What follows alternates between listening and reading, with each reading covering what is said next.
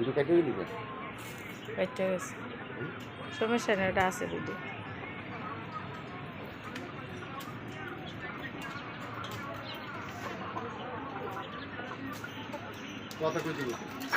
কথা পরে দেওয়া যায়, দেওয়া যায়। এগুলো আটকে রাখলাম, আটকে এখন আবার এই মুরগিগুলো ছাড়ছি, নাহলে ঠোকরাই এক একটার একটা মেরে হলো। ওই যে শাক খাইতে একটু আগে দিয়েছি, তাতে তাকে হয় নাই, আবার কাটছি। সারাক্ষণ এগো পরিশ্রম, আবার বাচ্চা কাচ্চা সামলানো, ঘর সামলানো অনেক কষ্টকর। এতটুকু একটা জায়গায় থাকি, তার ভিতরে আবার মুরগি ফেলি, অনেক কষ্ট, কিন্তু শখ কইরা পারি। শখ করে পাইলা ওখানে এমন মায়া জড়াই গেছে, একটা ডিমও খাইতে পারি না। গেছে ডিম খাইতেও কষ্ট লাগে, মুরগি পালা এত কষ্ট। বাচ্চা থেকেও বেশি মায়া লাগে এই মুরগির বাচ্চার লেগে।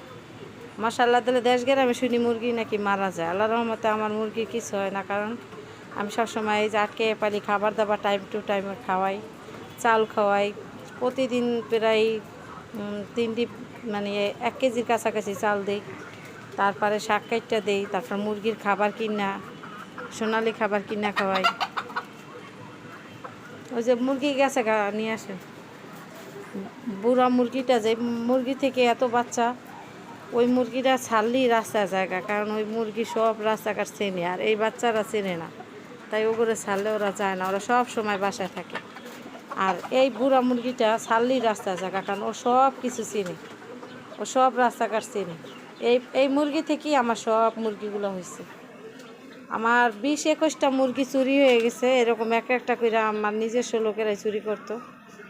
এখন আটকে পালি দেখি আল্লাহ রহমতে চুরি হয় না। তারপরে এই বাচ্চা 8 পিস বাচ্চা ছিল, 8 পিস বাচ্চা থেকে এখন 4টা বাচ্চা আছে, আর 4টা বাচ্চা চড়ে নিয়ে গেছে।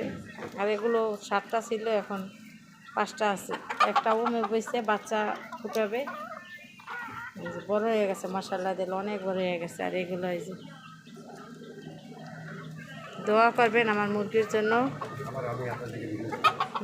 ভিডিও দেখবেন, ভালো লাগলে কমেন্ট করে জানাবেন আমাদের মুরগিগুলো কীরকম। আমার মুরগির ভালো লাগলে কমেন্ট করে জানাবেন। প্লিজ সাবস্ক্রাইব করে পাশে থাকবেন। আল্লাহ হাফেজ।